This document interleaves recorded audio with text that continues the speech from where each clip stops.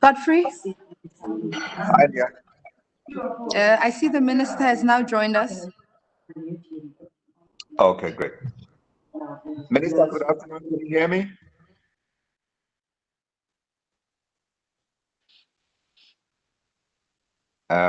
Minister Mbalula, can you hear me? He has muted himself. Yes, I can hear you. Okay, great. All right. Afternoon to you and welcome. Thank you. Dear, can we just double check everybody's seated and we can go?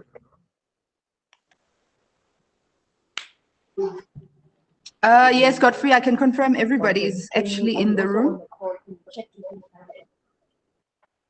Or should I share your line? Godfrey, did you get that? Yes, I did. Okay. So you let me know when we can start. Yes, you can start. Thank you. Hello, everyone, and welcome to this session on transport entitled Closing Africa's Transport Infrastructure Deficit, a Regional Perspective. I think all of us would at some point perhaps have been able to listen to President Cyril Ramaphosa give the overview of the infrastructure deficit and the measures that are required to try to close that gap. My name is Godfrey Mutizwa. I'm a journalist. I've covered the unlisted and listed transport sector on the JSE and in South Africa for the past 19 years. And I think it is fair to say government policy in terms of the model for transport in the country has gone the full circle, from full government ownership and funding to public-private partnerships to outright privatization. So I sense this is a significant juncture in terms of that journey. But before we get into the broad vision of how this will work, I wanted to ask all of us, please, to observe a minute of encouragement for Minister Fikile Mbalula in his very difficult challenge of turning R1 billion into 5 billion rand. Minister, thank you for joining us, and we appreciate your time and presence here today.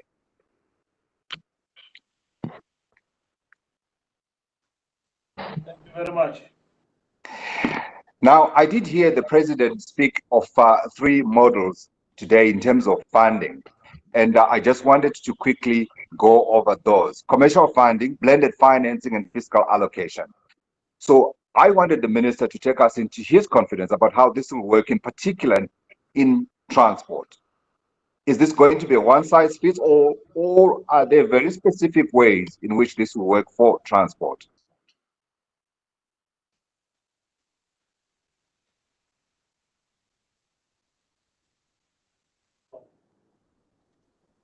Thank you very much, program facilitator, and all the panelists, and welcome to this roundtable. I'm not sure, because we're not briefed about the approach. The National Development Plan highlights the need for adequate transport infrastructure in the form of roads and so on. By 2030, investments in transport sector need to respond to eliminating spatial inequalities and facilitate regional and international trade, and promote a low carbon economy by offering transport alternatives. Despite the unfavorable climate brought about by COVID-19, many argue that infrastructure deficit in Africa reduces GDP by improving logistics and trading networks. We can give examples of Mozambique, so on. So its current levels of coal production exceeds its rail capacity, while road network also is largely underdeveloped. According to the World Bank, it takes 12 days to export a container from Egypt. Private sector investment is critical in financing future infrastructure projects. Government cannot do it alone. This is important for many countries, particularly those struggling to fund their own development. However, barriers to private sector investments must be eliminated despite the intractable challenges many African countries face. Number of transport infrastructure projects already in development, from North-South Corridor, the Trans-Sahara gas pipeline to Kinshasa, Brazzaville Bridge Road and rail development, hold key closing Africa's gap. Rail connections across parts of the continent remain poor, and the lessons from advanced economy shows that most of these economies grew on the back of massive investments in port, rail, and infrastructure. And the multiplier arising out of these investments is far-reaching and wide in scope. Investments in transportation network have also enabled the rapid development of the global value chains and become the source of competitiveness for countries. In conclusion, Chair, it is precisely for this reason that 2010 NEPAD heads of state um, and government orientation agreed to establish the high-level subcommittee on infrastructure in keeping with commitment to accelerate the implementation of program for the infrastructure. And I suppose one referred to a number of projects, and you spoke about funding. I think funding will take a form of both a private and public partnership in terms of realizing the implementation of most of these projects coming to fruition. And here in South Africa, we've got a model, an example of that in terms of rail, rolling stock manufacture, and in terms of its sustainability, it's not solely dependent on government. I think it also requires that partnership with the private sector. Thank you. Thank you very much, Minister, for your opening thoughts. I'm going to come back to you because I wanted to remind you that I actually have other people with you today who are going to be part of this conversation. Let me quickly introduce them. We have got Mr. Jack Vandermerwe. He is the head of Gauteng Transport Authority. He is joining us, as you can see, virtually like everybody else as well. With Ms. Portia Darby, CEO of Transnet, Ms. Malebo Matlong, transport expert. Tom Anderson, he's regional head, European Investment Bank, is joining us live from Luxembourg. We also have Monale Ratsoma, Director General, the New Development Bank, the Africa Regional Office. And we also have Ms. Peleng Selele, RRS Trade and Investment Group. She's certainly not the least of our participants today. Everybody, thank you again for your time. Thank you for joining us. Minister, one quick follow-up question on your opening remarks. So we've been reading about the president engaging all the significant funders in terms of infrastructure here in South Africa. And I heard the figure mentioned of 1.5 trillion rand. I wanted to know what is the share of transport of that big chunk of money?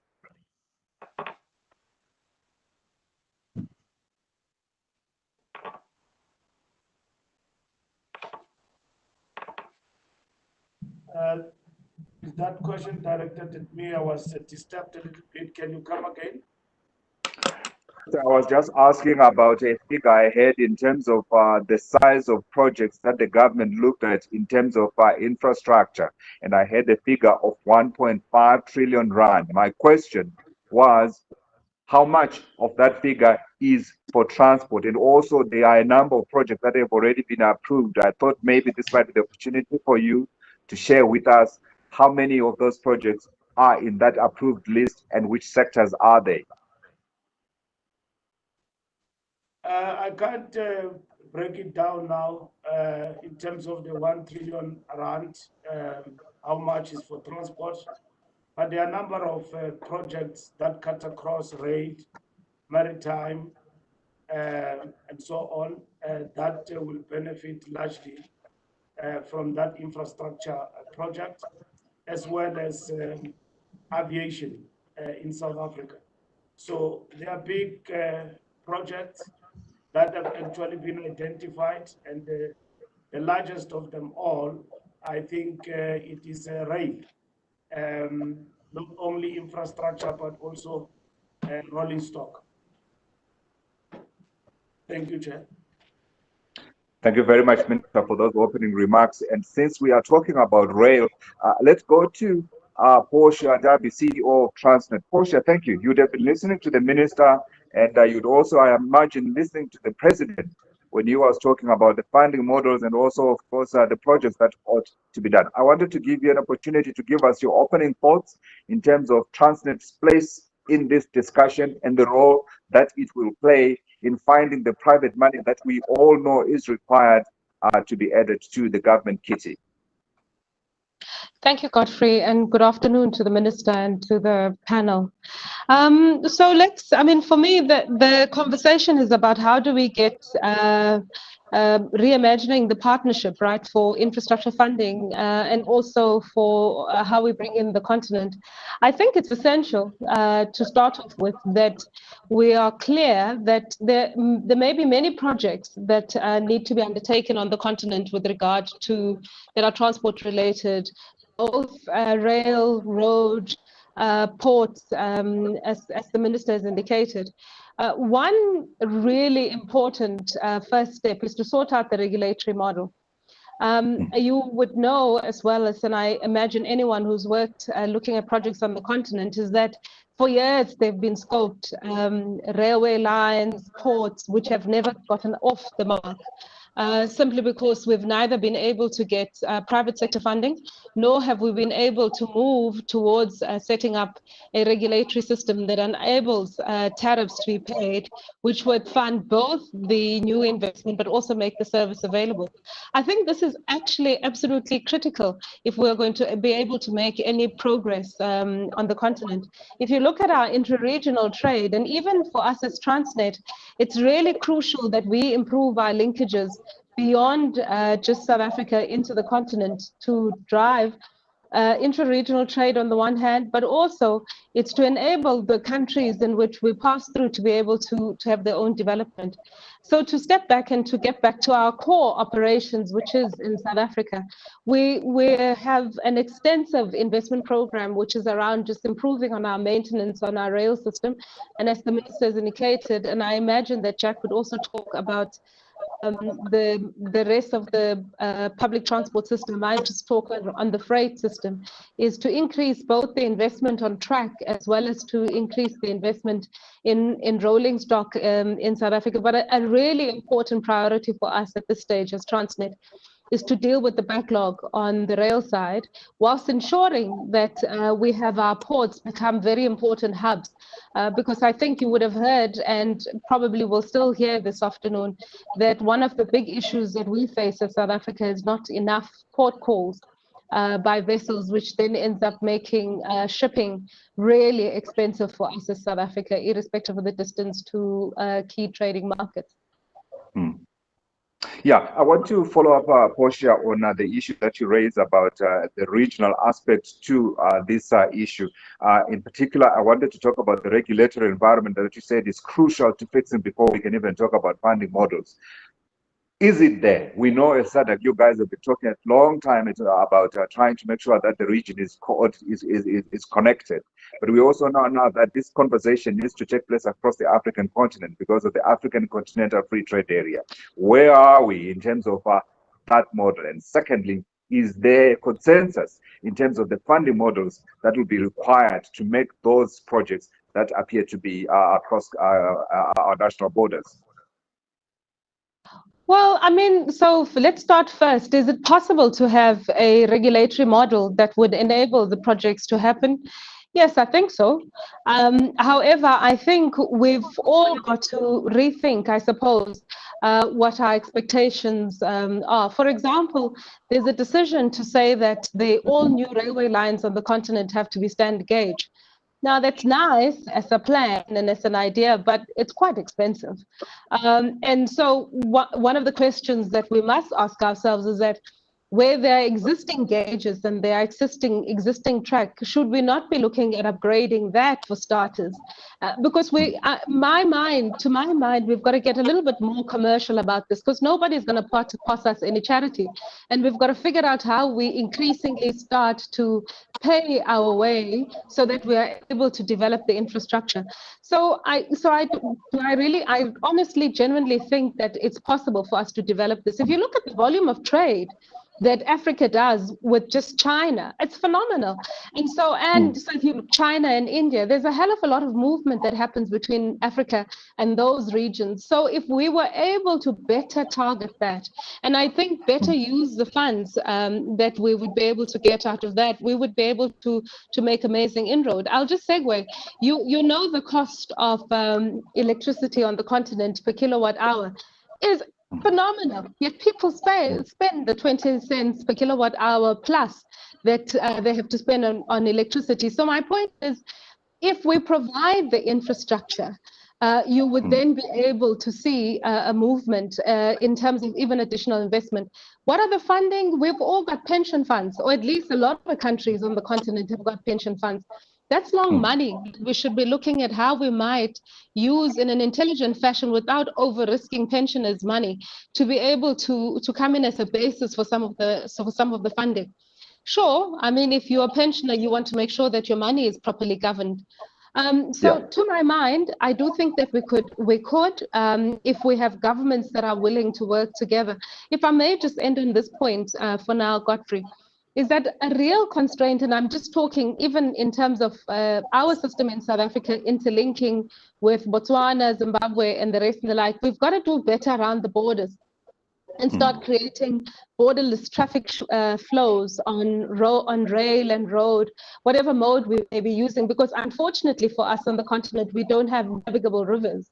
So we've got to figure out how we make air services more efficient between us and as least cost as we can possibly do, and also ensure that rail is also efficient, as well as ports, actually, because you know that the model for vessels, for shipping companies these days, is to look for hub ports, and then you have milk runs that go from smaller to the smaller ports in the region. So could we sit down and figure out where we think as continental Africans, our hubs should locate themselves?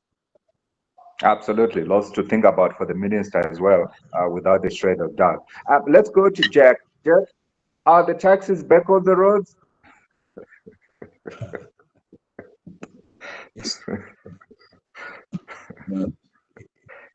Can I start off to say, I think we should be funded through blended financing. And to do blended financing, you stand in a long queue.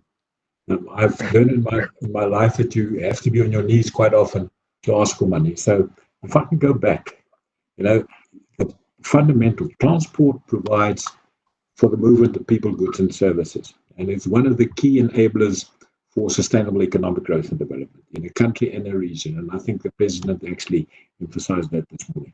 In South Africa and in the rest of the world, government funds for transport infrastructure and operations are not sufficient. And the situation has been exacerbated with the COVID-19 crisis. It is essential that other existing and innovative sources of funding for transport must be utilized. Okay, I think we seem to be having an issue with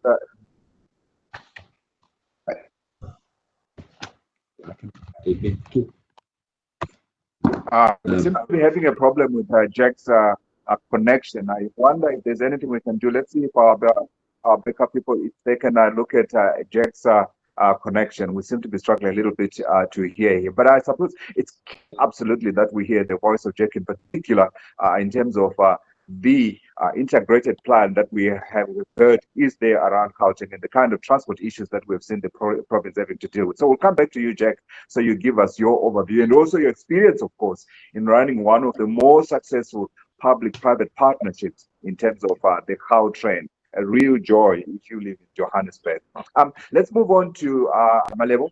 Malebo, thank you for joining us this afternoon. You specialize in planning and implementation, and we heard about the need for the policy framework to be right across the region, but we've also heard about the challenges in terms of putting those projects on the ground. Your opening thoughts, if you will, having listened to the minister, having listened to Portia, in terms of what are the key overarching things that the policymakers and the funders and the implementers, for of course the private sector, should be looking at? Thank you, Godfrey. Thank you, Minister, for the opportunity to engage with you.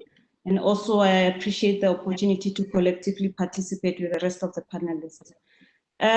Godfrey, for me, there are actually many factors that determine the ability to develop public transport system infrastructure across the continent, with my experience mainly in Kenya, but mainly in South African cities. But for me, none of the factors are as critical as the nature of funding these projects. Funding levels for these projects are generally very high, and they depend on cost effectiveness of the quality of these public transport systems. So it's very important that we start looking at the quality of public transport systems that we want to put in place. But today, I was hoping that I also advocate for how public transport network initiatives ought to be provided for, and merely who should provide for them, because there's also a disjuncture in that area as well.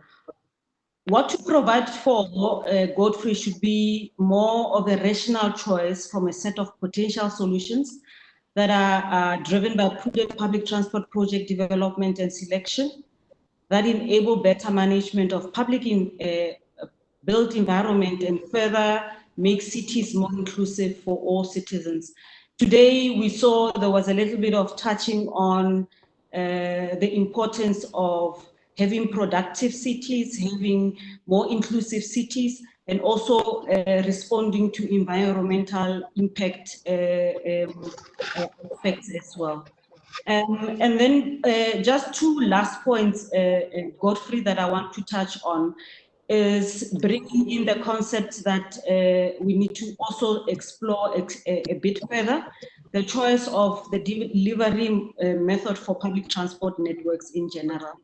And for me, this is quite important because if we leverage on a more integrated approach, I'm of the opinion that we will be in a position to leverage private sector funding more, particularly for public transport infrastructure development. Lastly, and to conclude my introduction, the question of who should provide for public transport network also drives the financing process as well.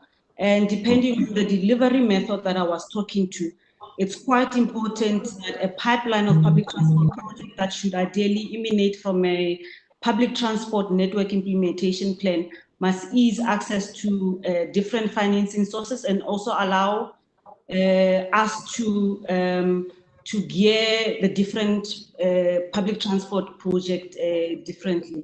Experience that shows us that implementing public transport network is a complicated process.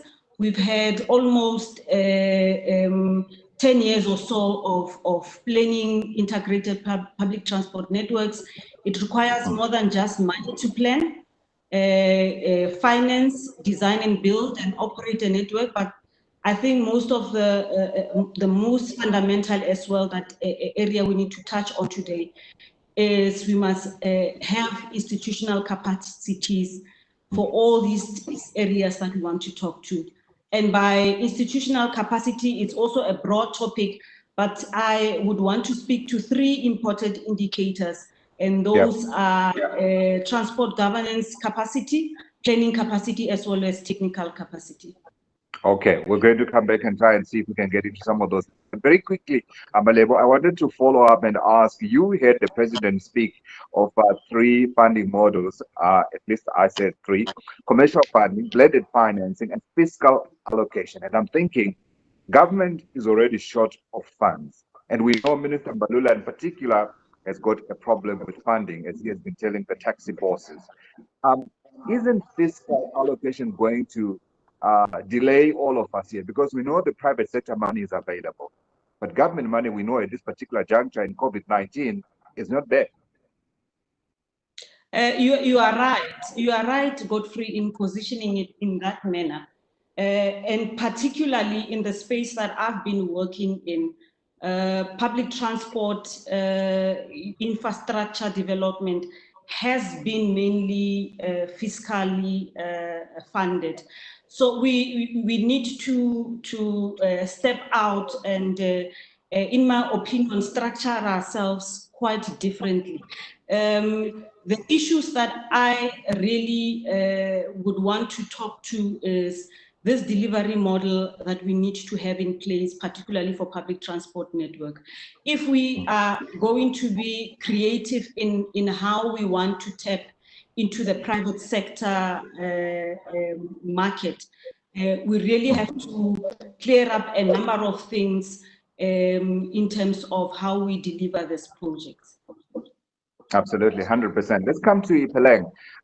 Ipeleng, these are grand projects that we are talking about. They cost a lot of money. And in my coverage of the African continent business environment last year, one of the key criticisms of the Africa Continental Free Trade Area was that you've got these big boys sitting at the top table, talking about these big plans that they are going to have, but unable to carry everybody with them. You talk inclusivity. You talk about the need for us to be more innovative here. Please give us your opening thoughts in terms of, one, what you heard the president say, the minister say, and where you see inclusivity and innovativeness coming into play here to ensure that we're not leaving anybody behind. Thank you. Thanks, Godfrey. And just a hello to all the panelists. I think, Godfrey, what's critical from what the president said was obviously that there's a need to transform the sector from a skills perspective, from an equity participations perspective, and most importantly, to ensure that we are able to capacitate particularly Black-owned entities. So that was my takeaway from what the president said. And I'm glad that Minister Mbalula also alluded to the maritime sector, because what I'm finding, which is something that truly pains me as the Vice President of Women in the maritime infrastructure continentally, is that maritime transport seems to be missing in action, or either it's lumped under many other forms of transport. And I think it's important that we pay attention to it. And I'll give you just very few examples. I mean, for us, as you know, we are doers on the ground. Now, if you look at the hurdles that we have to face, because I'm listening to everyone alluding to lots of big monies, but I think for me, I listened to also Minister Patricia de Lille talking about going beyond talking, because I just think that we are so overly workshopped and overly seminared and overly conferenced and exhausted. Webinar. Exactly. So I think for us, we really want to see acceleration of implementation on the ground, and we really want to see agility, because agility and speed, Godfrey, is quite important for us as private sector. Because remember, for us, if I don't deliver and I don't perform, I don't make money, right? So I think it's important that we go beyond talking, and a sense of urgency. We've got to be able to see that. And to be honest with you, I'm glad we have Posh here. We're beginning to see a lot of areas of improvement. We're beginning to see us being able to sit across the table with your Transnet likes to be able to talk about the challenges that we're facing. And one of our key challenges has been a project in Namibia. So we're trying to move manganese and iron ore there from Northern Cape into Walvis Bay, as well as Lüderitz ports. Now you talk about regional integration. Regional integration is simply not going to be successful if, for instance, it takes 12 months for me to be able to get to a point of having a price of how much it's going to cost me to be able to move my cargo. That's number one. If I'm moving chrome or I'm moving copper from Zambia into South Africa, and I must deal with 8 entities where we don't have streamlined commercial systems where I can book my train on the line, I can actually check pricing on the line, and I'm able to track where my train is. We must pack and go home. So I think what's critical here is really to pay attention to innovation and incorporate it, or rather make sure that it's mainstreamed, and also look at single digital platforms that can enable us to unlock this regional trade that we're talking about. So if I have to move my copper, chrome, and I have to go through Zambia Railway Limited, I have to go through NRZ, I have to go through Bay Bridge, Bulawayo, I have to get to South Africa to deal with Transnet Freight Rail, I must deal with TPT for stockpiling my commodities, I must still deal with a shipping line that must take my cargo into the shipping line to get to the end user. You can just imagine what we have to go through. So I just think for me, it's critical that we look at key fundamental call to action imperatives that are going to enable us to unlock what we're talking about. And I think it's going to be very critical that we remain as practical as possible, because again, as I said, really to move beyond talking, and we really need to also be realistic about whether we have the right mindset around the table to be able to tackle this important agenda that we're talking about. So I just think it is critical that the right mindset then shows in action how much I honor the importance of how I treat my fellow Africans. So if I'm dealing with Angola, Botswana, Namibia, how am I dealing with them? Right? So those are key critical issues which I think would have to really look at it. Then from a maritime perspective, if maritime truly carries more than 90% of our trade globally and continentally, what are we doing about it? Because if you look at South Africa, inland waterways, it's almost non-existent. So why can't I at least charter a vessel to be able to move cargo from Durban to Cape Town to unlock the congestion that Durban is faced with? If you go to Durban, there's a road there that's called I think there's the Wharf Road. So if you go to that road and you have so many trucks that are just lining up there, a lot of congestion. How do we deal with unlocking that congestion? Then we're talking trade, because then, as Jack said, it's about movement of goods and people. So for me, I would like us to really focus on the practical terms of enabling this integration. Money will follow a good plan, a good implementation plan. I'll leave it at that. Okay, thanks, Fikile. Thanks, Fikile. I see Jack is back with us, and I'm hoping that his connection is better this time. Jack, I'm so sorry we interrupted you there without hearing your full contribution. Please come in. Godfrey, is this better now? I am hoping so. Slight delay, but I heard you clear. Right. Just to come back again, for us to attract local and international investors, the key is to select transport infrastructure projects that address the two fundamental challenges facing transport in the world. The one is globalization, where we expect 60% of the world's population will be living in urban areas by 2025, and this number will just increase. And secondly, global warming, greenhouse gases, and pollution. So to address this question of polluting the system, of transport becoming the 18% contributor to pollution, governments have made three policy shifts. The first shift is to move as much as possible motorized transport to non-motorized transport. The second shift is to move as much as possible people from private car use to public vehicles. And the third shift is to move as much as possible freight and passengers from road to rail. So these three shifts are actually what is driving the whole issue. Now, from infrastructure that we select have to address these three big issues. Now, one of these ways, and again looking at blended funding, is to use the public-private partnership method in transport. And I think a lot of people don't realize the first benefit that you get from a PPP is that you secure world's best practices. You get the best plans and designs, so the best practice in designs, construction methods, management, and maintenance. Secondly, you commit the concessionaire to the full life cycle of the project, so they are there for the long run, and they then give you a financial model that gives you a budgetable amount that you know how to budget for through the life of the project. It provides government with off-budget funding.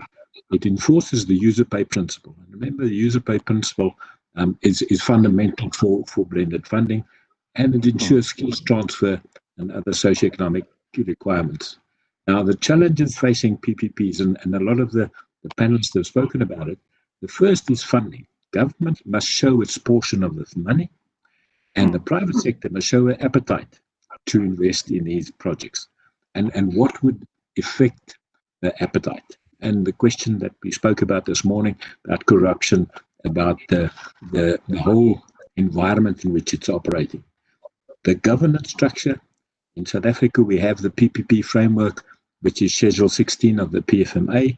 So that has been quite well defined. But then again, the regulatory and the policy framework. We have, for example, not an official rail policy in our country. We have a draft white paper.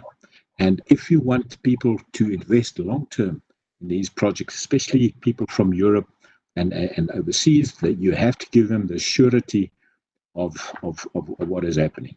And then lastly, the capacity of the state. The capacity of the state to run these really complex and projects. If the president says there's 1.5 trillion rand, you would need quite a capacitated team to run it. And then just finally, the GMA, the Gautrain Management Agency, they've undertaken a study together with the DBSA, National Treasury, and Pegasus on alternative funding sources for transport. So there is a lot of innovation around, and we can talk about that a little bit later. Thank you. Absolutely. Thank you, Jack. Are there lessons from the Gautrain that we can take on board here? I imagine in your new role, not so new role, in your role as GMA, I am sure you will be taking some of these lessons, do's and not do's, when you look at the greater plan to try to fix the transport problems that we have in Gauteng. Very quickly, Jack. Yes. I think the thing is that you have to be very clear when you design the contract documents. The drive that we have in South Africa for empowerment, for skills development, all of that, we built it into the Gautrain contract documents in the beginning. So the concessionaire came in, they were very scared of it when they started off, but it's worked really well. And that model we've actually exported to the rest of the world. The World Bank has asked us to go and talk at various countries about how you can do that. So I think it's a piggyback on knowledge that you have, what you've learned in the past. Don't reinvent the wheel when you go to the next project.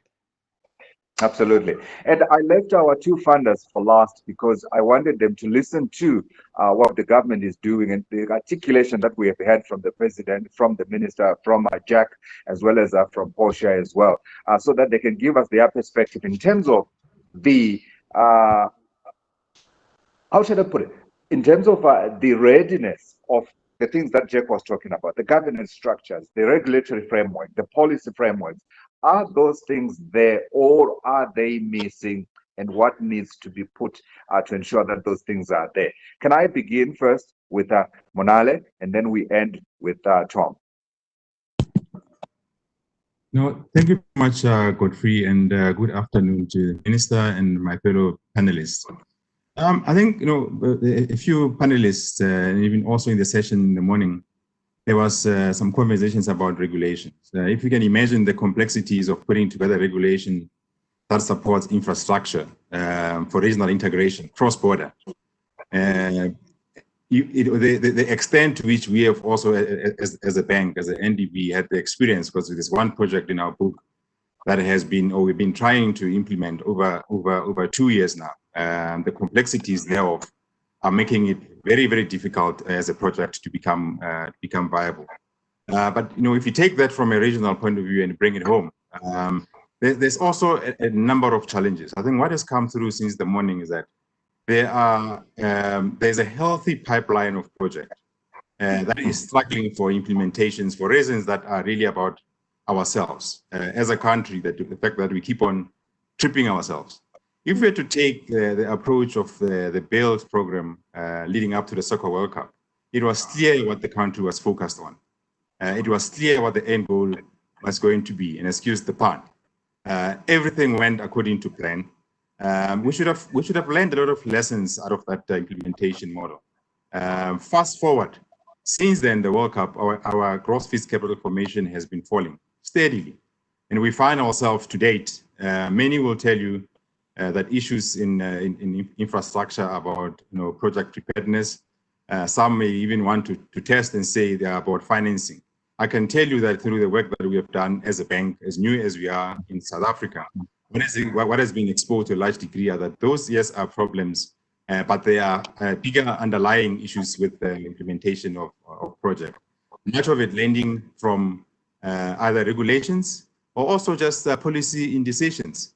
And as we see it, Sanval would tell you that as of today or tomorrow, they could implement a number of projects on roads, but we know very well that they are constrained by the fact that we still have some pending policy issues on GFIP. So that in itself, it's a cost to the economy. The multiplier effect that it would generate by making a decision that we're going to finance GFIP just gives some certainty. And tomorrow, as a bank, we've already in fact approved a facility for Sanral to deploy on some of their projects. But we have not been able to roll out. So many of these issues are really very much about how, as South Africa, we are tripping ourselves and holding ourselves back on projects that will enable productivity for the economy to obviously to get on. What I also want to introduce here as a multilateral development bank is the implementation model that has to change. There was a mention also this morning that the state capacity to implement, the capacity has been eroded over time. Cyclically, it means that then your partners have to shift. I'm introducing partners because if I am a commercial bank and you're looking for funds from me, I will give you the resources, and I would look the other way. 5 years later, if my tenure was 5 years or 10 years later, then I will be coming back such that we close the loan and I want my balance. The extent to which those types of funding models are able to give you support and handhold is very limited. So in an environment where you need capacity, it goes without saying that multilateral development banks must be your natural partner for what they bring.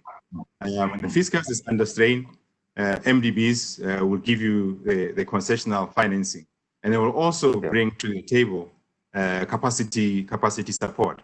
Then you need a system that will be designed to be able to deal with the institution type that is MDBs. Municipalities, for instance, would get infrastructure grants from the fiscus because they don't have capacity. At the end of the year, funds will be returned to the fiscus. MDBs are not built to be able to interface with how municipalities will operate, having to issue tender processes and lengthy processes that, in fact, what we need is to be able to get into a municipality and say, you need capacity, we can bring in technical aspect to support the infrastructure. So it means then that the policy needs to be able to shift as the market shifts. And much of it really is very much about political decision making. I think it revolves around the state having to adapt itself as constraints are imposed by the environment, Godfrey. Absolutely, absolutely. And Tom, if I can come in and before we ask the minister to respond to some of your guys' observations, I just wanted to ask if when you look at the South African situation and the African situation in general in terms of funding infrastructure, do you champ at the bit and say, hey, there's a big opportunity here, I ought to be doing something? Or do you say, hey, there are too many problems here, and where do I begin? I mean, this is going to take a bit of time. Let's see how far we can go before we commit real funds here. Thank you very much. Dear Minister, honorable facilitator, fellow panelists, thank you very much for giving me this opportunity. And actually, I want to congratulate the President on this initiative and thank him first for inviting also the EIB to take part of this process. I mean, we recognize the regional and global importance of South Africa. I think that I just would like to make that point first and stand ready to assist. In fact, we have recently reached out also to National Treasury to go over and above our normal mandate in South Africa under what we call the Team Europe program or initiative due to these unprecedented COVID-19 times. And you'll also be aware that the EU is a very large supporter of the SADC regional integration process, the largest. So we have a history, of course, in the EU to integrate, and we've done that relatively successfully. We argue it's not perfect, nothing is, but nonetheless. I mean, and for us, as the world's largest infrastructure bank, we supporting bank, let's put it that way, a well-functioning, efficient social infrastructure such as transport is acknowledged, as a growth enabler, a catalyst for sustainable, inclusive growth, economic development, job creation, facilitating regional integration, trade, essential economies of scale for all the investing parties. But of course, it has to be the right infrastructure at the right time. And I'm coming back to something also my colleague mentioned before, and it has been mentioned before, of course, that infrastructure, it's been mentioned like a magic, almost a magic thing. You invest and then you get reap all the benefits. That's of course not how it works, and we all know when you hear it like that, it doesn't make any sense. So, I mean, let me as a European Investment Bank's regional representative try to give us a little bit more of a regional perspective on the discussion. So as I mentioned, it has to be the right infrastructure at the right time. And of course, a sustainable transport infrastructure project should not be developed in a vacuum. You need a holistic strategy for infrastructure development, considering everything from transport corridors, interlinkages with other sectors. We need energy supply, the water, everything has to be interlinked here. This is essential to ensure that the project corresponds to an optimal resource allocation, as we economists say.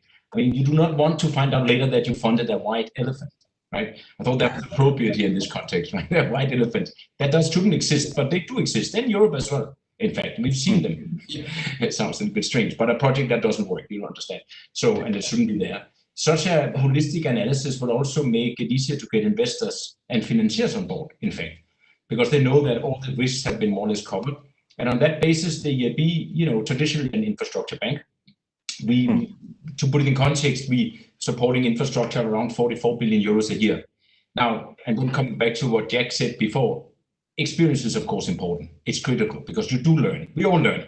We made our mistakes. But of course, when you fund around 17 billion euros a year globally, so everywhere, including Africa, and you learn certain lessons. And we should also say that our projects are always, the ones we fund are always collaborative in the sense that the EIB funds maximum 50% of cost. So we always bring in private sector investors, or you could be local authorities in principle, and it certainly is other multinational development banks as well. So during the last 10 years, we have financed around 100 billion rands in the transport sector in Africa.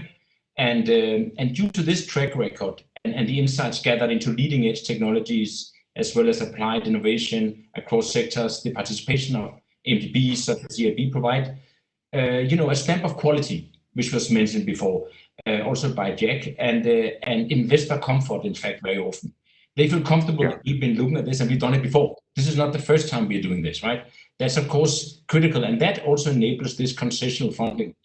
And let me just quickly say that in Africa, we operate under the EU has certain priorities, and we focus on connectivity because we realize how critical it is to have regional integration. Because as a private investor, what is it you need? You need scale.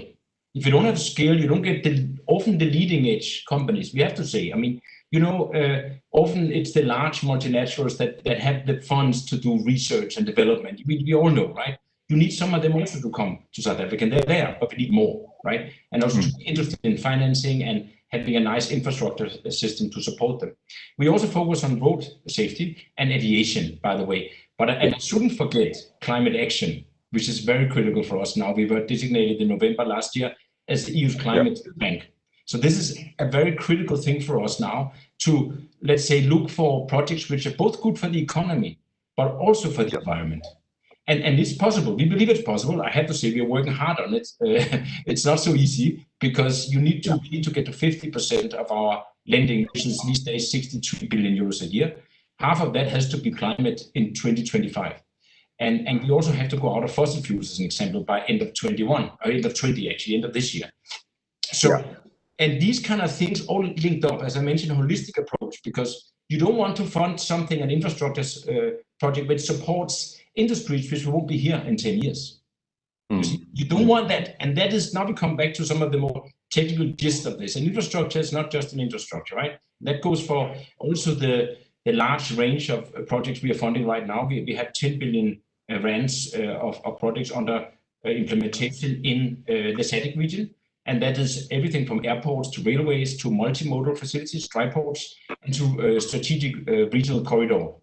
And I think these things are extremely important. And what we look at is how do we integrate the whole transport value chain? And how do we ensure social cohesion when we do new projects? And what's the impact on job creation? And all the things have been assessed for these projects, which we have now approved and which we are implementing, which means they're in line with the national development plans of the projects where they are being implemented, the African Union Agenda 2063, and the Sustainable Development Goals. And so basically what it means is, coming back to the points made by my fellow panelists before, it means that they've all undergone financial, technical, environmental, and socioeconomic testing by our in-house sector experts. And that, of course, gives a lot of comfort for investors to come along with us. And of course, we also bring concessional financing, but I think this is a very important point. But our particular challenge now, and I think that's also the challenge of South Africa and frankly around the world, we now have to look at how we reduce congestion, environmental pollution when we do projects as well. We can't just do it because it sounds good. We have to look at all this. So that is what Jack mentioned before. We have to promote the modal shift from private cars to more sustainable transport, including improved intermodal connections. And this will improve air quality, reduce noise pollution, and so on and so forth. These things are extremely important. And I think we stand ready to do that, like with our colleagues, also from NDP and other MDPs, by providing our technical, let's say, and financial structuring capabilities, and also to ensure that the high quality of the projects, and of course with the funding, the competitive funding. That doesn't mean there's enough money coming out of that. It doesn't, because as was also mentioned, we are only funding a few projects, which stands as maybe just demonstration projects. So we need to bring in the private sector, governments, and there we need to look at the blending you mentioned before, Godfrey. So where we do that already. Sometimes we go in and finance with a government. So we finance a government. Of course, if the government has skin in the game, that also gives comfort. To just say private sector do it can be a bad sign, right? If you know what I mean. So one has to really look at which projects are profitable, and there you need to let private sector do it. Of course, you need advice and structuring. We can help out, NDP can help out. We can all be there, but we also need to look at the projects which are not really, let's say, profitable, and there you need the government to come in with grants, potentially other financiers, and very concessional funding to make them sustainable in the future. 100%. Excellent, Tom. Let's very quickly before the minister's response. Let's listen to Monale. Monale, what do you want to add?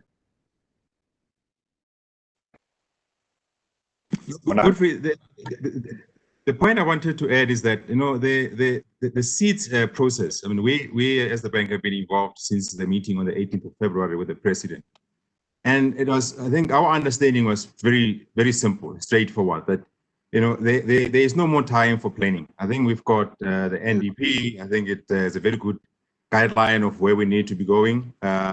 We have spoken at length about the seeds process and all of those understandings that there are projects, and I think those projects really need to be unlocked. And in an environment where the fiscus is constrained, there are a number of ways through which I think government has to prioritize what this role is going to be, i.e., being able to measure quite clearly what are the different multipliers across different project types. If road offers the highest multiplier for growth and employment creation, then there must be a lot of emphasis. And then you also would then ask, and what will then the role of the fiscus be? Yes, we talk about the fiscus being constrained, but there are a number of tools that are also fiscal in nature, i.e., how do you use guarantees? And guarantees don't bring about an immediate obligation for government. If you use them productively, such that they are deployed for infrastructure that is going to enhance productive capacity in itself. At first time, it creates aggregate demand, and secondly, it improves the productive capacity of the economy. That is the process through which then you generate enough growth and revenue potential to be able to repay the debt that the economy would have incurred or government would have incurred. So it requires that type of proper measurement of where the multiplier values are, and be able to jealously make decisions that can enable the infrastructure to take place.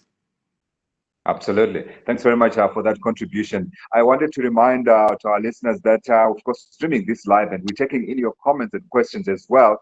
So you can send in those and we will read them and we will also put them to the panelists so that they're able to respond. Minister, you have had a lot to think about, a lot to consider in terms of the submissions that we've had from our panelists. Your responses to some of the issues that have been raised. And I'm going to come back to all our panelists as well so that they can respond to some of the issues that have been raised and add any comments that they may want. Minister? Thank you very much. I'm not an answer to everything that has been raised, and I think this panel is an eye-opener for me, and also quite assisting in terms of educating us about what we need to do to accelerate infrastructure in South Africa. At the present moment, we are at an advanced stage of finalizing the national rail policy, which aims, among others, to unshackle the rail sector from the constraints of its heritage and allow it to develop on the strength of challenges that address better the modes of transport we're talking about. Private sector participation in infrastructure and rolling stock is important to solve the impasse for massive investment backlogs and also funding. And that is why we need to understand that this national rail integrated economic regulator is very important for us.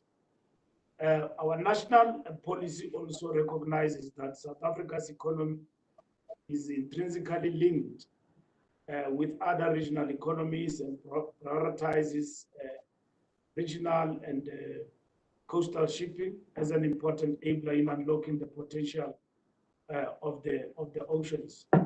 And hence the question of regional integration is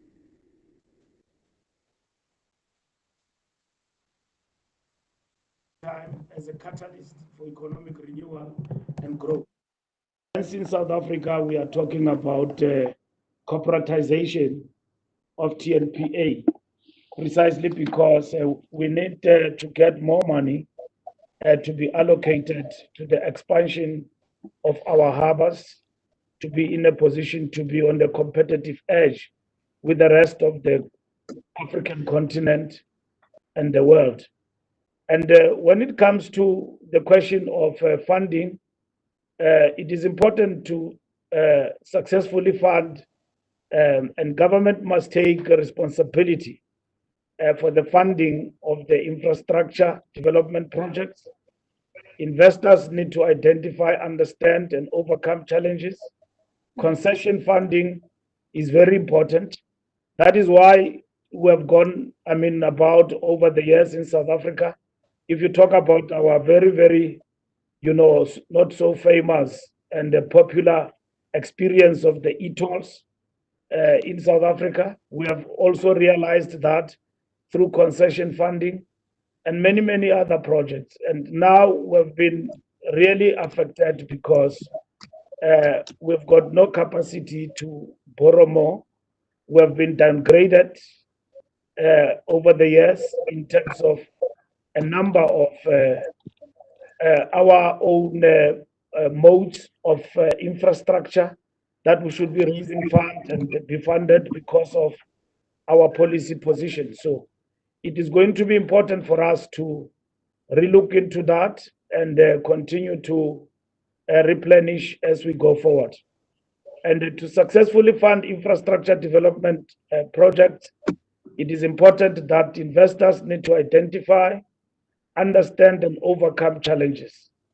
And to counter some of these challenges, we're in the process of establishing, among others, a maritime development fund as a mechanism to fund maritime infrastructure that will boost Operation Phakisa in the ocean economy projects, amongst others, and which is very much important for us.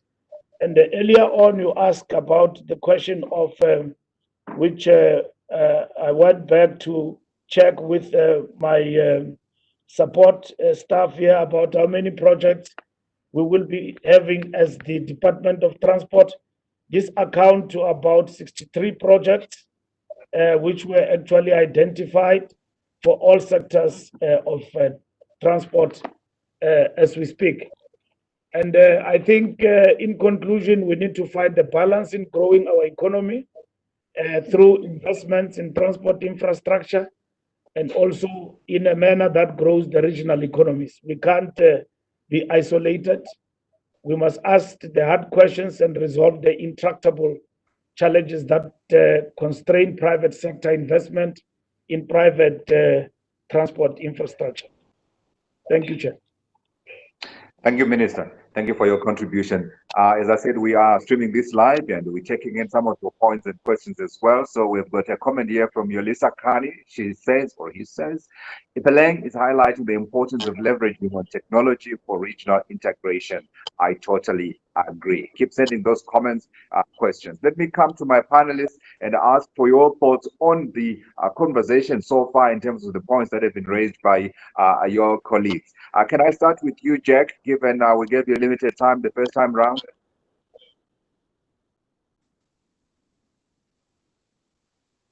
Thank you, Godfrey. I think the lesson that I've learned from today's discussion is that infrastructure, the infrastructure we're talking about, is not just the engineering project. I think we fail if we think that this is just something that the engineers will design and build. You have to look at the whole project pipeline from identifying right through to the next thing is you have to create the enabling environment. Enabling environment, a lot of speakers have spoken about the regulatory framework, the governance framework, and really the image of South Africa in the international market. The third thing I think, which is the biggest crisis, is the capacity of the state. We must have a knowledgeable client. I mean, any consultant can tell you what he wants to. If you don't have a knowledgeable client, you're dead. And where do we create that knowledge? And again, please, it's not just engineering knowledge. We need financial knowledge, legal knowledge, environmental knowledge. If we don't have that, and you know, we have a choice. Do we create it centrally in this infrastructure and investment office in the office of the presidency under Sputler, or do we create it in state-owned entities, or do we create it within the department? Yes. So I think that is the challenge. Indeed, and I think to be fair, the president alludes to this because I'm quoting directly here from his statement that he delivered in the morning. Quote, working with the private sector, we will invest in the creation of both the technical and financial engineering capacity in the state. So there's recognition there that there's a deficit and something is going to be done about it. I wanted to go to our ladies. I know you've got your comments, but I wanted to throw this one into the works. So the president also went on and said, quote, the creation of a consistent and predictable project assessment methodology across all of government and the establishment of a single window of entry for project preparation and packaging is key to our success. Is that a game changer in terms of you guys who in particular work with the state from outside? Obviously, Portia would have a different perspective. Can I start with who? Shall we go to Ipeleng or do we go to Malebo? I can go in, Godfrey. I think I also caught Minister Dilil and Dr. Ramokopa's opening remark, particularly on the importance of how these projects will be evaluated and put on the nationwide project pipeline.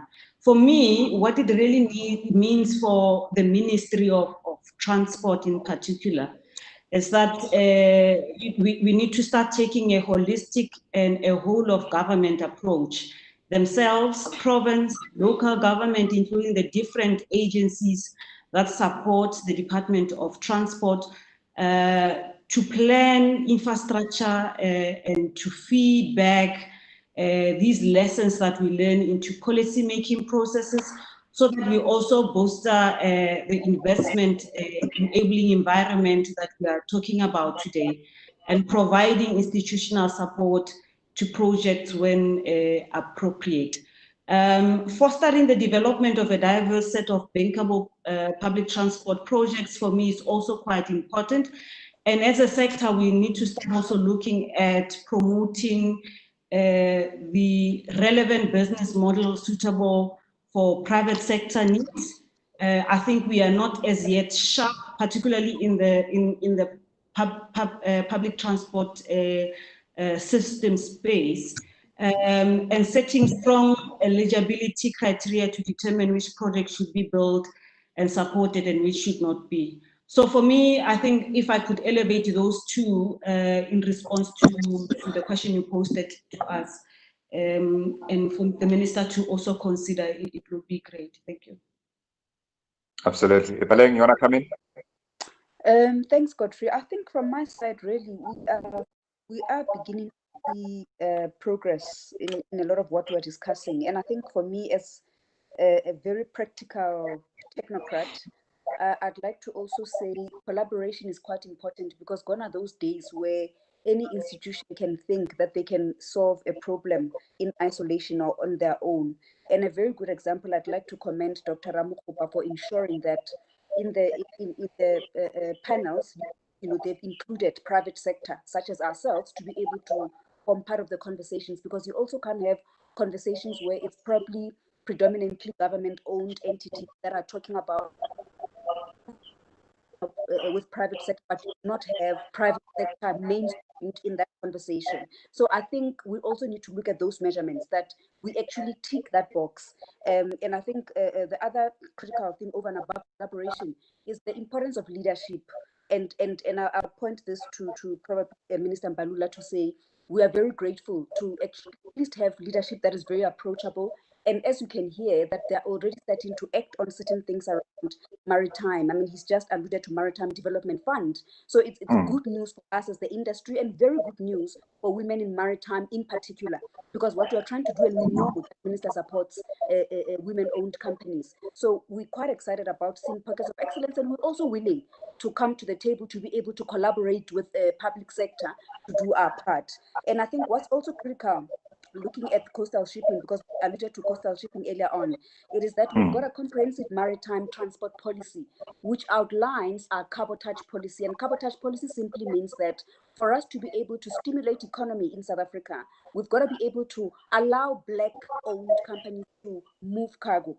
And a simple example, really, it is to look at, for instance, exporting using CIF, and also importing through FOB, because if I'm exporting CIF as a shipping owner and a vessel chartering company like I am, it means I'm able to then sell and take the goods and deliver them using my own vessels. And probably what I'm alluding to Godfrey, is pleading to the minister to say we might have to look into introducing incentives towards mining companies, because in shipping, cargo is everything. So I can't do shipping without cargo. So if at least minister could start thinking about what incentives can we introduce towards mining companies. If, for instance, they say to Kumba or Anglo-American, can they probably be incentivized to use local-owned or locally owned shipping companies to move cargo, CIF, not FOB like we've been, because predominantly we've been saying we need the appetite to be there, the capability, and we are saying we're here. We have qualified shipping lawyers in our entity. We have qualified shipping traders in our entity. We have rail engineers. We have chemical engineers. So everything the President alluded to, we've got it. So I think what's critical now really is. Oh, have we lost it? Oh, since they're frozen, Part of the infrastructure that needs to be built to ensure that it is reliable. Ipeleng, I'm hoping that you can hear me. We'll try and see if we can finish your thought. Portia, you want to come in?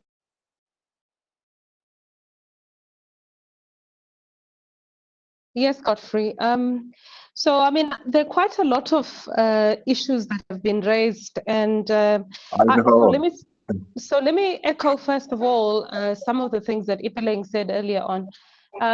There's no doubt that a greater efficiency in connections and interconnect, and just moving faster is crucial for us to be able to get the benefits, not only of private investors, but also, frankly, some of these things are time. They're opportunity in time that you need to take advantage of. So let's take a simple COVID one, which maybe most people have not been paying attention to. Brazil is out at this stage because of infections, which means that iron ore from South Africa suddenly become very valuable.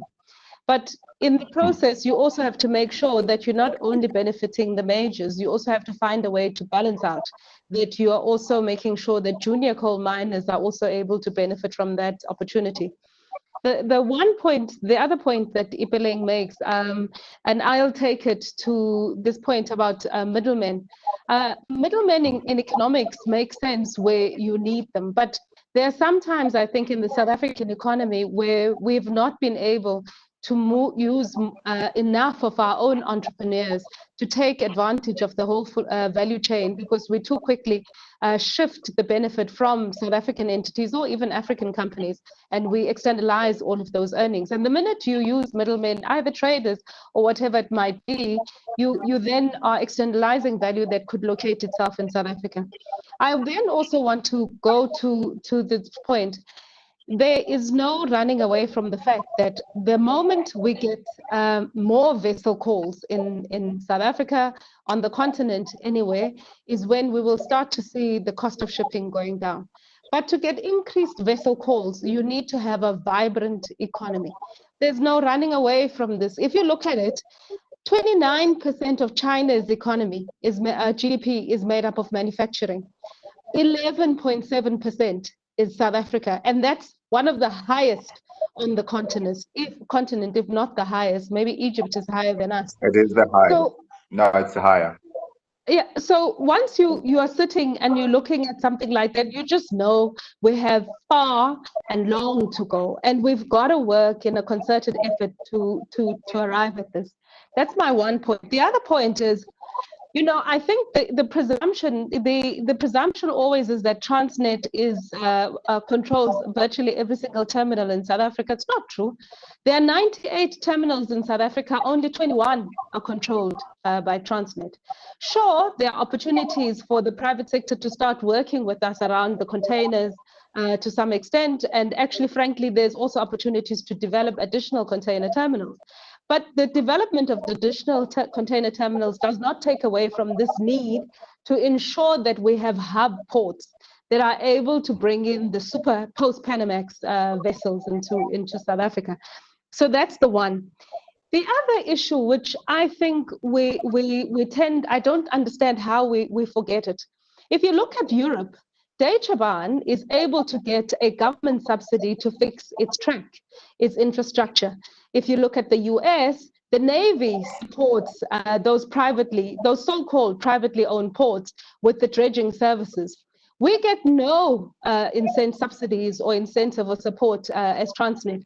That we need to find ourselves. Now, I'm not crying foul. I think that the South African government is lucky to be able to have Transnet, which has both the ports, and that's why you bring it together, because that's old economics. I find that people are also walking away from old economics, and I don't understand why. Cross subsidies are essential, especially where you have different affordabilities for different companies. The ownership of a spread of asset types is the one way in which you ensure that you have counter-cyclical cash flows that come into the business so that you are able to do those major investments. Now, it's a question I always ask is that when you go into the continent, who is that anchor for those countries? If you've ever had to deal with the private monopolist, you will know that you'll take public monopoly every time. So my last point I want to, because a public monopoly, you at least are able to discipline by virtue of the fact that the government owns that entity. Now, I think we should all remember, and I think recently somebody was, we were listening to Dr. Nkosazana Zuma, and she was reminding us actually that the South African economy is by design a mixed economy. And I think it's actually important for both the private and the public to remember that. Is that as much as the state has a right to own an entity, it is, however, essential that a state-owned entity does not in any way compete in an unfair fashion with the private sector. That I'm clear is an important principle. I then want to go to a point that Jack raises, because I want to support him, because it's actually quite crucial. This issue of technical capacity, but I want to go to technical capacity in as far as regulation is concerned, is that we need to consolidate all of our technical capacity, techno-economic capacity, so that actually, like much of Europe, where people increasingly set up a single regulator, which is an economic regulator that regulates all networks, because their economics are fundamentally the same, you then consolidate the capacity, because it's one thing to say that you're going to have triple Ps. It's another thing to have capacity in government to manage those triple Ps, because the private sector has two habits which are known: cherry picking. They'll only take the high profit businesses, and they will not go and serve the underserved community who cannot pay the full cost of that service. Number one, is quite a big issue. And secondly, you're always going to find yourself in a situation when it comes to having to make a big infrastructure investment, they walk away, they're able to sell out. Because what we've all got to worry about is who is constantly making the investment in infrastructure so that you are able to support the growth of the economy. So for me, as you know, I do think it's important that we crowd in private sector money into the system, for sure. There are many opportunities for private sector to come in and fund all parts of the service. And I want to go to commend, I mean, the project that Ipeleng is working on is a fantastic project to my mind, because it does the other thing which we struggle with. We stay at lip service in saying we want to do cross-border, inter-regional projects, and yet we struggle to sort of like move on. So for the first time, we should be seeing manganese mined in South Africa being exported through Namibia via the project that Ipeleng is working on. And that's essential if we are going to be able to see growth in intra-regionalism, because you can't have intra-regional agreement if you're moving no cargo between the two countries. I think I'll end there. Yeah. But thanks very much, absolutely, for those contributions. Without doubt, I remember listening at one conference to one senior South African government official. I can't remember his name, but he was talking about the fact that we keep asking, when is that day going to come where we've got Zambian copper transported through Zimbabwe, added the iron ore from South Africa, not being taken to China, but being given value here on African shores. Before I bring in our two funders, I wanted to take in some comments. We've got Ghislaine. It's actually a question. Ghislaine Reeb. Question is, we are in a world of transition. What are you doing regarding how transport should adjust to less carbonated model and less global movements, in brackets, shorter circuits? Thank you. I think that's a question that, is it Ipeleng or is it Malebo who wanted to talk about these issues around the carbon economy and how an efficient carbon economy can be making a difference in our new world, before we ask the minister perhaps to contribute an answer as well.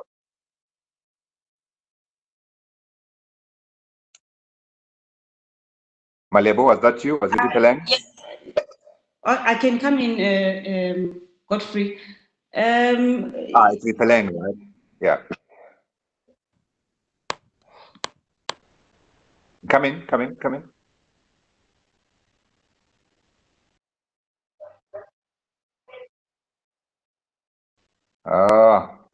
That connection is still struggling a little bit, isn't it?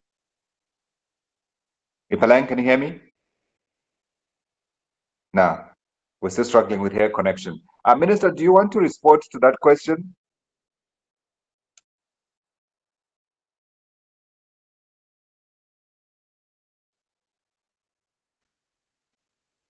I'm not too sure, Minister, if you heard the question that came through from a listener. No.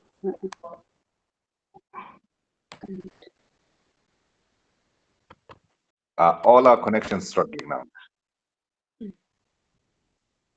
It does seem so. Minister, can you hear me?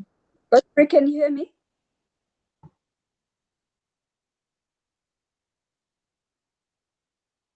Godfrey, can you get me? Yes, I can hear you, Portia. I can't hear the minister. I can't hear Ipeleng. Yeah, I can hear you, Portia. Come in. I thought that Ipeleng was coming on side as well. We had bits of it and then we struggled. Let's try again.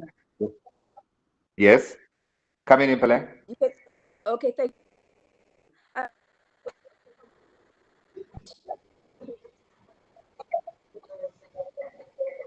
you. We are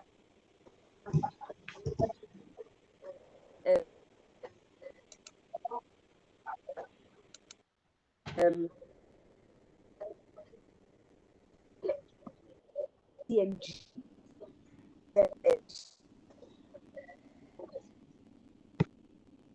So what we began with the end where we're training SMN, come up with that conversion, and how do you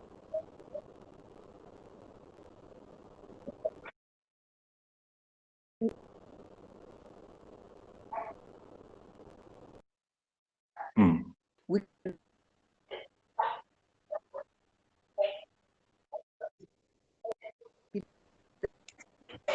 yes, the low carbon economy within the transport sector is quite critical. And what is needed it is to understand how much diesel are they still burning, and probably going forward, might have some new locals that are also very urban friendly. So I think it's something that, again, as private sector, we will be looking into.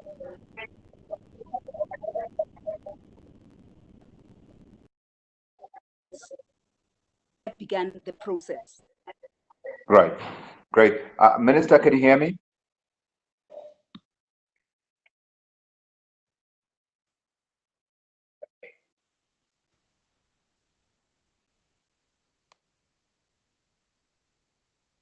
It doesn't look like the minister can hear us, or the connection is definitely not stable enough.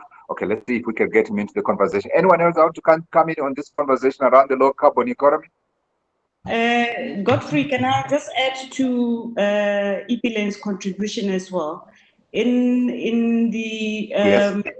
public transport system space, we've also been progressive with some of the first BRT rollouts that had to implement with buses that are carbon friendly, mainly CNG, but of late as well, I'm aware of 3 metros that through the DBSA are starting to procure electric buses as well. So the sector is also progressing and transitioning well into other forms of models that are also carbon friendly. Thank you. Thank you. Jack, you wanted to come in? Godfrey, if I can say, the world is moving towards lower carbon, less movement. The whole idea of mobility as a service is something that is getting a lot of attention overseas. This has started with the e-hailing services, where you actually just buy in mobility. You don't buy a vehicle. You just buy it when you need it. The development of autonomous vehicles, self-driving vehicles, electric vehicles, the banning of diesel. 2023, all diesel-powered vehicles will be banned out of cities in Europe. But I think what we haven't spoken about today is the impact of COVID-19 on individual choices in terms of transport. Because, the benefit of public transport is that you can load people in the trains and the buses. If you start talking about social distancing, we on the train, we have a loading capacity of 3 people per square meter. Metro rail goes up to 6 people per square meter. If you say people must be 1.5 meters apart, it means that you could load metro rail trains at 15% of their capacity, 1.5. Train we can load up to 50%, buses 50%. So you all of a sudden the advantages of public transport has fallen away. So if after COVID, the individuals, firstly, their first thought would be, is it safe? Can I be infected if I go on public transport? So the first choice is that what is the most the safest opportunity. We find in overseas, they are converting streets into open spaces where people now can use bicycles and walking, because then you can keep the social distance. The unemployment numbers, we're talking about moving up unemployment up to 50%. If that's the case, we will have a 30% increase in capacity on the freeways. So people that have been forced to go to public transport because of the congestion will now get 30% better capacity on the freeways, and they're going to go back to their cars. The whole impact of work from home, we've been forced to work from home.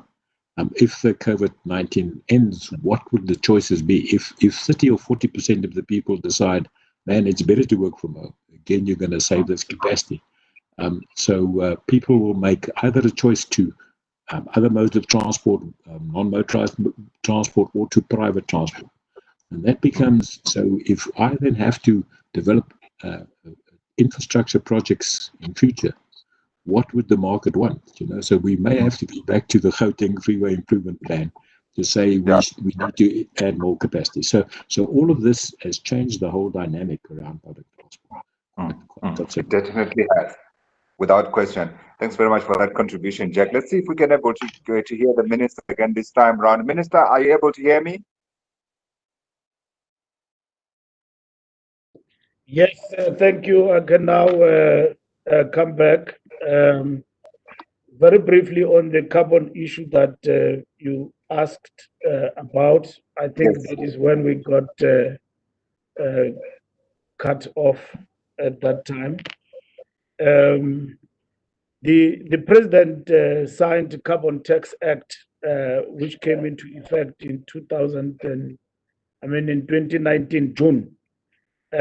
This ensures a polluter pay principle, and there is also a new model of electricity cars, and I had an opportunity to test drive one of those.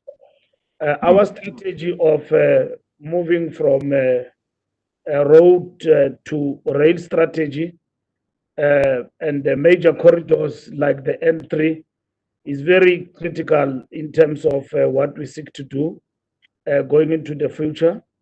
The SIPs along major corridors ensures that there is less carbon emitted along corridors, and strategic integrated projects are important to basically speak to what we need to do so that we are not caught by surprise, and this is imposed like it happened with e-hailing in South Africa, and now we are in the process of regularizing or regulating the e-hailing mode of transport in the Republic.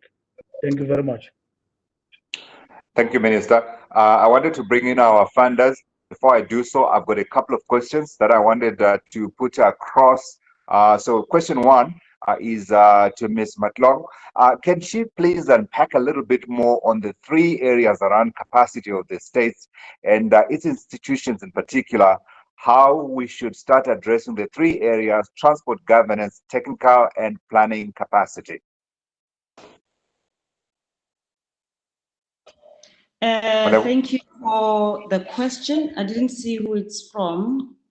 It's from Matsiet.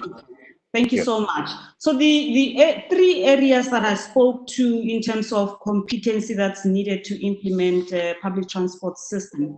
The first one being transport governance capacity. This really talks to a need for planning authorities that are legally and politically empowered, and that are in a position to coordinate transport infrastructure and policy across modes and cities within a metropolitan area. In my opinion, this requires institutions to be empowered with the political and legal authority to achieve such a goal. And you would literally see that it exists when you have a presence of planning authorities. And in my opinion, this is not really an issue per se for a South African environment in particular.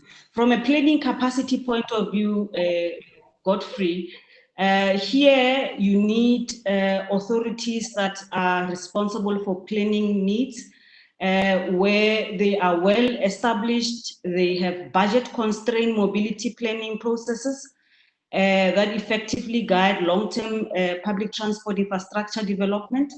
This requires these institutions to have a proper organization, proper tools, proper processes in place to achieve these goals. And one of the indicators of this being present is a well-planned long-range capacity-constrained mobility plans. And I think this is where we are lacking a little bit as a sector. And then lastly, the technical capacity I was speaking to, it's really when you have a country that needs to be able to plan and implement high quality, well-designed public transport infrastructure without major project delays.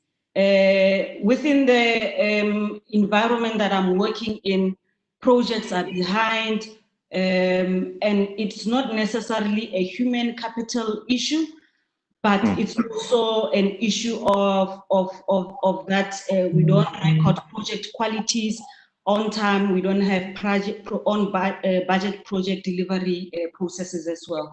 So the two last areas is where I am of opinion that we can do much better as a country, especially if we want to attract private sector investment into our space. Absolutely. Let's go to our founders. Tom, you want to come in?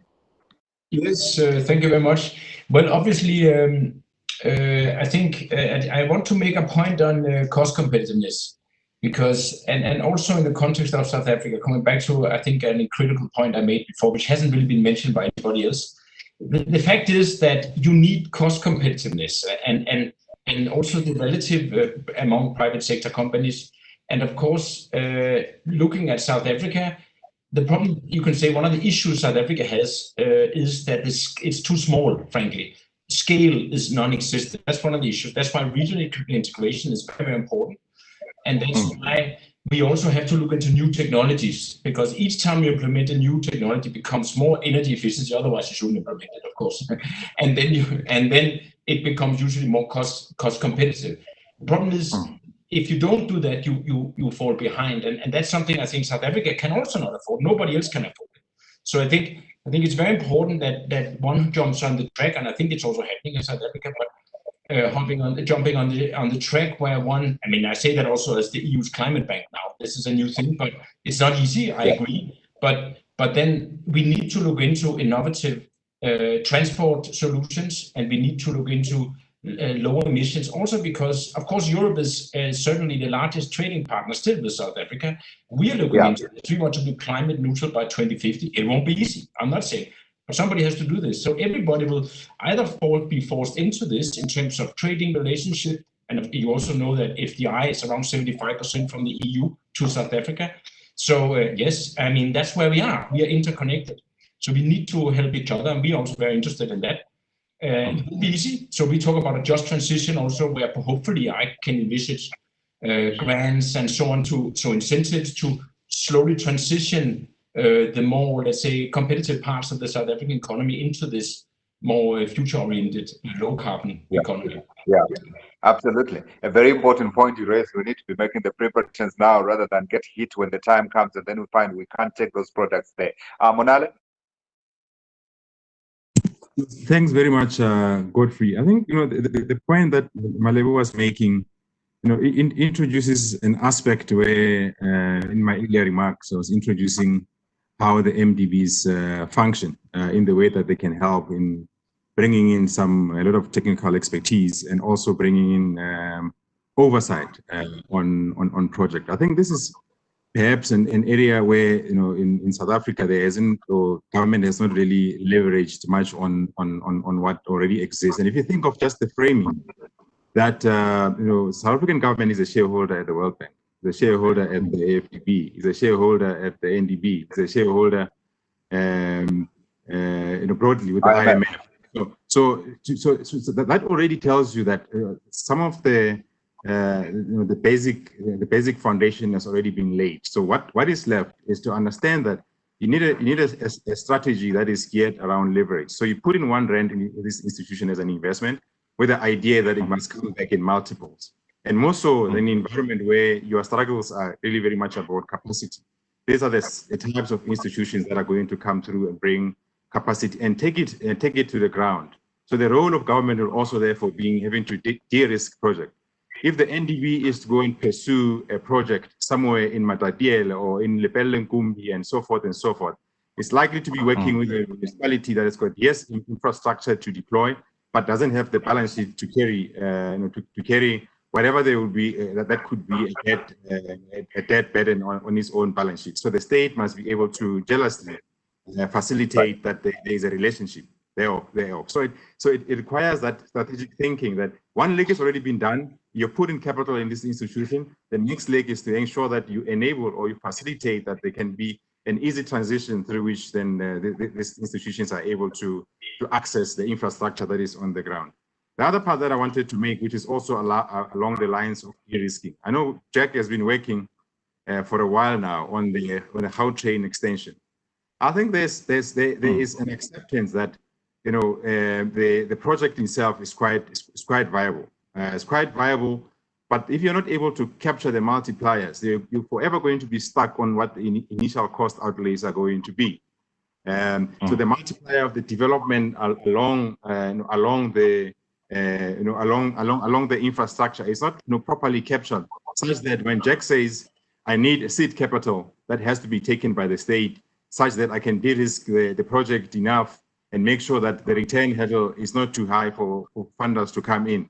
So that sort of breaking down of projects to make them viable for lenders, I think that's what we're currently looking. And I sympathize with him because I know very well that he's been working on this for a while. And maybe it brings in also the cherry picking emphasis that Portia is introducing, that the private sector would want to cherry pick. Yes, the government should also be able to think along the lines of cherry picking. In this environment of COVID and the type of economy that you're going to end up with, it means that then you cannot rely too much on direct allocations from the fiscus. And also even the traditional funding institutions are going to find themselves really quite hard pressed with regards to capital. So it means whatever is available, you must then be able to go zoom in and find that which you think that is going to be of the highest value with regards to the multiplier, and then and support them. Support them. What is the process of supporting them? I mean, I've spent a number of years in government, Godfrey, and I will tell you that there are a lot of plans and strategies that are coming through. Let's call it the vertical system in government works. It is clear at the top what is the instruction, be it coming from the National Development Plan, and it cascades all the way down to implementation systems. Then there's very poor vertical integration across departments that have to either ultimately have to find some sort of a compromise that a project has to work in some way or the other. So the instruction is clear, but the implementation and the integration lacks, which in essence then means that then many projects are stuck in the system for one reason or the other. I mean, I'm very well aware that Transnet, as an example, would like to do an LNG terminal in Richards Bay, but there are politics within the government systems that are holding it back. So that vertical integration, I think, also needs to be improved within the intergovernmental system to enable project impact not to be stuck. I mean, you can name a number of projects across different sectors. You can go either to the telecom sector, you can go to road, you can go to everywhere. There are projects that are stuck because the government is not able to reconcile. And this is where maybe I end, because I think the reason why we are very optimistic about the SEEDS project is that it's the first time government seems to have a clearing place where projects will be put into a port, and perhaps as they get cooked and overcooked, many of which would have been traditional impediments to project moving are going to be resolved. I think that's where we at the NDB have been taking the cue on the SEEDS program. Sure. I can see the minister is listening very intently. Thanks very much, Monale, for that. So I wanted to tell you guys that we've got about 12 minutes of the program left, and I've got like 3-4 questions that need to be answered. So what I'm trying to say is that let's be tight as we can to try to answer the remaining questions. And I've got a question here from Andy Lemachane. He says, what provision for QSEs, in brackets, qualified small enterprises, to participate in economic revitalization has been made? I guess this is the question for the minister, right?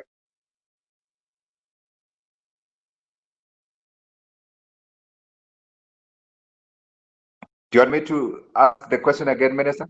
Yes, yes, please. Okay, so it's Andile, and he is asking, what provision has there been for QSEs? He called them, these are qualifying small enterprises, to participate in the economic revitalization that we are talking about. What provision has been made for these QSEs? Very fancy name for small enterprises. Yeah, no, I realize, I think I may not give an outright answer to that, except that there is a ministry created for that. But I suppose talking about infrastructure, we also need to cater for small, medium enterprises in the value chain to also take part and be empowered. And that's what needs to happen. Thank you, Minister. Thank you, Minister. Let's go to Portia. Here's a question for you, Portia. This is from Matthias, and the question is, we all know that Transnet is one of the most important SOEs that we can use as a gateway into the continental infrastructure projects. Is Transnet looking at the Africa Continental Free Trade Agreement, and what are the opportunities have you identified both to advance Transnet as a company and for South Africa? Complex question, Portia. Brilliant timing, because it was an issue that I did want to raise. If you look at the stats, inter-regional trade in Africa is 17%, and if you look at Asia, it's 59%. So it's a huge difference between the two. And then when you break it down further, the top 5 contributors to interregional trade on the continent, it's South Africa 25%, Namibia 6%, Nigeria 5%, Zambia also at the same 5%, and Cote d'Ivoire at 4%. Now, it tells you that we have to do something about improving any bit of manufacturing, no matter how basic. And not only manufacturing, and we forget that to a large extent, a large chunk of our trade, actually, even as South Africa with Europe, is fresh fruit, vegetables. So it's not even necessarily that we have to value add. It can just be high quality product. Now, we know for a fact that one of the best agricultural producers on the continent is Kenya, and Kenya for many years was able to get into the EU. So what I think we haven't been doing enough of is actually starting to understand what commodities we could trade and move between ourselves, so that you could see the growth in interregional trade, because it's not going to happen by virtue of the fact that we say it must happen. You can make the roads and things like that and the railway lines, but if there isn't production to move down, we're going to have a problem. So it's quite interesting for me that one of the things that we don't talk enough about is the rest of the trade rules that affect what moves where. So phytosanitary requirements, for example, that would impact on agricultural produce moving from one side, from one country to the other. That all needs to be pulled into the basket if we are serious about driving interregional trade. Another area which we don't talk enough about is standards across the continent. How do we ensure that we all systematically start to increase our levels of standards so that we are able to actually crowd out all of the product that we buy from Asia and that we buy from Europe? So the possibility is actually quite real to do actually competitive import replacement without the old style, close off your economy. But it's well within our capabilities to be able to function and trade holistically. I want to go to a point that the minister was raising just around supporting small, medium enterprises. We have to think hard about how we make the lower cost infrastructure like rail available to small traders. How do we ensure that what we normally demand of large customers, long-term contracts, could we do shorter-term contracts with some of these commodity owners who are sometimes seasonal traders as opposed to annual perennial traders? So I think the opportunity is massive. It requires us to start really thinking, and we've got to sort of stop this cookie cutter thing that we will take what works in Europe and assume that it will work here on the continent. It sometimes doesn't work. The opportunity is massive to actually make sure that we actually are genuinely inclusive and not continue our exclusiveness, which is going towards supporting only those which are large and well established. 100%. You In know, standardization, I know. Yeah. Yeah. I think really the continent is important. It is 100%. I remember the issue of standardization is one that has certainly been one of the sticking points in the negotiations around the operations of the Africa Continental Free Trade Area. Very quickly, another question here from Yolisa Kani. The question is, those are valid points. So he's talking about what Jack was saying, but he says this is about the captive market for public transport where there's no choice. He says it would be interesting to know to what extent should we be investing in public transportation infrastructure versus a working operating model that integrates what we already know exists and make it work, i.e. minibus taxi subsidy, pedestrian walkways, etc., etc. Jack, or is that the minister? Well, can I first give a stab at it? Unfortunately, transport is a combination of all the modes.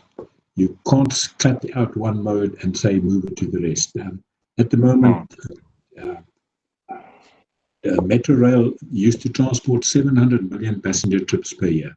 They're down to 265 million passenger trips a year, but this is a massive amount still to be accommodated, so you can't move them on. I fully agree that we have to formalize the taxi industry. We have to bring them into the subsidy market. But you have to have both. You can't say, no, let's cut out one mode for the benefit of another mode. Sure. I've got how many minutes? We have 5 minutes. I need to get in your closing thoughts, guys.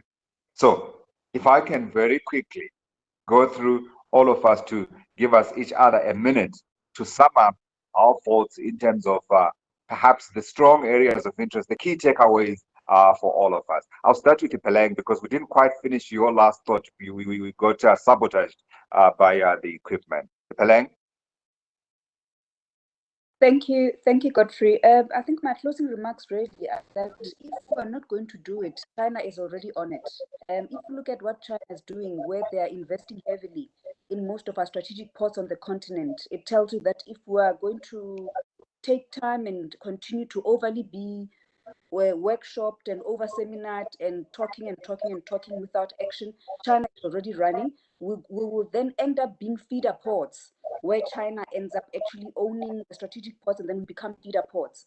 And then if you look at what they're doing in Djibouti, I work in Djibouti, you look at what they're doing between Djibouti and Ethiopia, where they built a railway line between Ethiopia and Djibouti and Eritrea, that they're beginning to actually at least condone or rather support that single market to be able to unlock the economy. So if we're not going to do it, China is already on it. So we don't have time on our side. I think it's important that we move with speed and as I said, agility.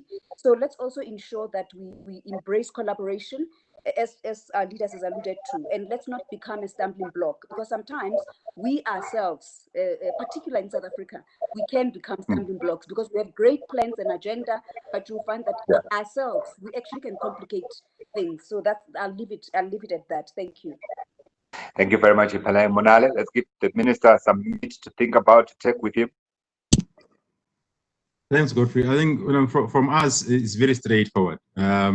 The minister, for what the NDB stands for, the government is a shareholder, and we are very ready, and we've got capital to support different programs. If it's the high-speed train that the government would like to explore, we're happy to be a partner. If it's roads that the government needs support on, we are happy to be a partner. And I mean, for the other panelists as well, just across the board. Jack, we have spoken to you on how train, and with Transnet as well. We are in discussions on various projects. So the NDB has got capital that is ready for deployment. I think all we need is projects that have been readied for implementation. I think that's the music to any policymakers here and any politician as well. Money is there. What are you waiting for?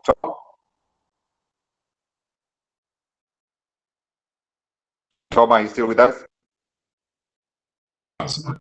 Oh, yeah, good, thanks. Look, coming to Ipaling's comments before, I think it's a very good point. Sorry, yeah. The fact is that I would also rather compete or complement what we do in Europe than what they do in China if I was South Africa. And I'm a private sector specialist, actually, not a transport specialist. I think it makes more sense. So that would be the way to go, I think. And then I also would say that what we need generally to, without going into detail, I don't have time for that, but I want to make the point that one way to make more financing available is to improve the allocation of the existing finance, existing available public and private sector funding in South Africa, to allocate it better. That will free up allocation, to help and fund the good projects. And then also, that would also help, in fact, to attract more funding from the private sector in particular. So that's again coming back to the business environment, ease of doing business, and so on. Where South Africa could do a lot better, in my mind. And when that happens, lots of investment will be coming in. And I know European companies, for example, are standing there waiting also. And many are engaged very much, as you know, the biggest, after all, group of FDI, biggest source of FDI in South Africa. We, as the EU bank, we stand very much ready to support the greening of the economy in particular. So innovative solutions in terms of transport, for example, but certainly in energy, where we've done CSPs, and we are active in all sectors, right? We've been active since 1994. Of course, we've done around 3 billion euros already. So we actually were part of the, I should mention, the ISA toll roads as well back then, by the way. That looked as a good project at the time. And it still is. It's more the way it's managed, right? So, so we are there as a part of South Africa, looking into all the projects and where we can fit in along priorities. Thank you very much. Thank you, Tom. Minister Capital is knocking at your door. Amalebo. Thank you, Godfrey. Mine is a small consideration for the minister. For me, the main overarching issue that will slow down prudent public transport project pipelining and subsequently securing private sector funding is the merit of institutional structures that need to be coordinated, and the complex relationships between the three spheres of government that needs to be managed to ensure execution and that the policy is implemented correctly. Thank you. Thank you very much, Malevu. Let's go to Portia. So I thought maybe we should end with the challenge to all of us Africans, because maybe we should do one project in the next 5 to 10 years. And I reckon the North-South corridor is long overdue. And all it requires is for us to consolidate our cargoes, because that generates demand and that generates the revenue. And then we find a way to see how we, the utilities, which are part of the countries which make up the North-South corridor, put together a balance sheet and we build it ourselves. Because I think Ippeling is quite right. If we don't do it, the Chinese will do it, and we have seen enough about what's the loss of sovereignty when that happens. So I really think it's about time that we did something. All done and said without invoking the name of Cecil John Rhodes. Jack? I'd like to make 3 points. First one, around planning capacity. Please, there has to be coordination between transport planning, land use planning, and economic planning. So those 3 things are done. The second point is that the point that Tom made, please don't forget it. He says Europe wants to be carbon neutral. Europe is looking for investing money in projects that are green. So rail, we're going to go and visit him, because rail is the greenest way to go for transport. The third thing is that I love it that everybody says there's money. We will, Co-Train will come and visit you on Friday, and we will take an empty bag. Thank you. Says the man from the Co-Train. Thank you, Jack. Minister, your final comments, your closing thoughts. Thank you, and all the panelists. I think the summary and conclusion issues that I think one need to take with from this discussion is road maintenance project and the program which is currently stalled because of what I've already alluded to when it comes to our road agency. But we've got massive projects that need to be implemented. Regional integration strategy, I agree. We're talking now about North-South corridor. Do one thing big and do it successfully and conclude. I agree with Portia with regard to that. We already have got a mandate and Transnet and PRASA working together. They are our delivery agencies to ensure that that comes to fruition and realization. We need to ensure low carbon carbon economy, and that has been raised sharply in our discussion. We in the Department of Transport, we are already dealing with that from a policy framework to ensure that we are ahead of times, to ensure that transport responds adequately to that. We need the draft private participation framework, which now from this participation, it's clear that there is a lot of money, and the commitment I got from Ratoma support when we announce our plans around the speed train and the feasibility study. I think you will be part of that, and ensure policy and regulatory certainty is very important to ensure that we unlock the most of the projects that are in the pipeline. And then we need to ensure that beneficiaries at the end, such as SMMEs, women and youth, do benefit. And I think I follow the line from Portia also with regard to this in terms of infrastructure. It is important that we also need to integrate small, medium enterprises. Thank you very much, Chair, and those will be my summary conclusion comments which arise from the discussion. Thank you.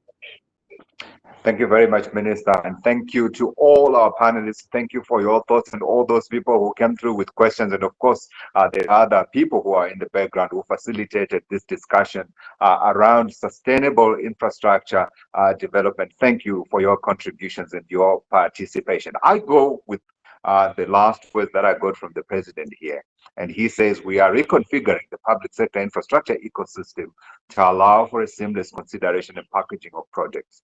Now, for once, if you have one pipeline, one way of doing things, perhaps the progress that we've been struggling with may well be coming on the way. Thank you, everybody, and thank you, and good night. Thank you very much. Thank you very much. Thank you, Godfrey. Thank you, ladies and gentlemen. Bye. Bye.